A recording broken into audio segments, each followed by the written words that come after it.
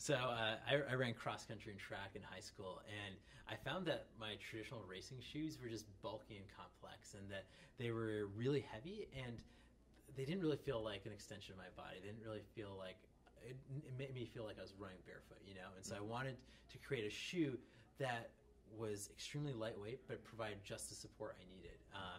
And so this concept here was actually, let's take a single piece of fabric and actually fold it around the foot in almost like an origami fashion, and then use stitching and seams to actually provide support instead of having to add layers.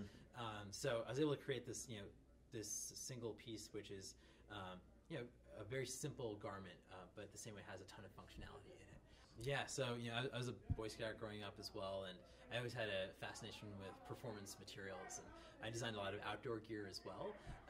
And so during college, I had spent a lot of time working at the Sports Technology Institute, where a lot of like Under Armour and Nike spend a lot of their time doing advanced research.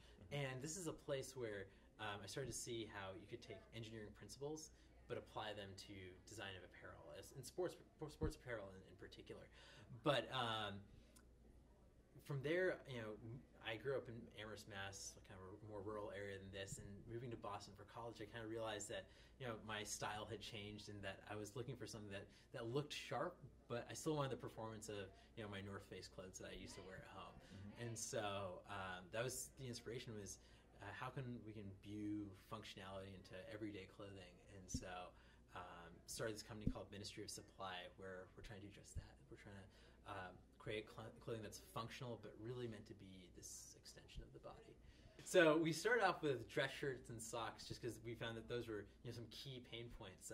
We take an engineering approach very much, and we're combining advanced materials, manufacturing processes, and this deep understanding of the human body, and using that all to actually design these products. So this shirt that I'm wearing right now actually has what's called a phase change material in it, and NASA uses it in spacesuits to keep astronauts comfortable in the extremes of space. In the sunlight it's 240 degrees, in the shadow it's negative 140 degrees. And so this material acts like a thermal battery. It pulls heat away from you when you're hot, and then actually releases back to you when you're cold.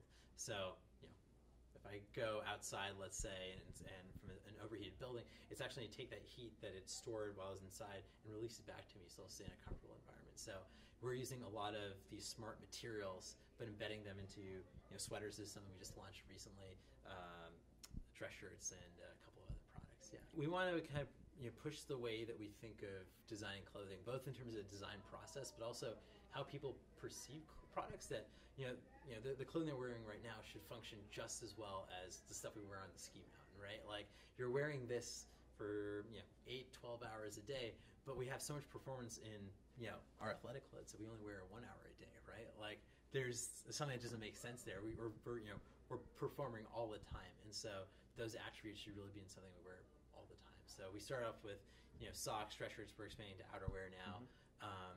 But yeah, we're always constantly trying to understand what are the new processes, the new materials, and always looking to the body as that point of inspiration.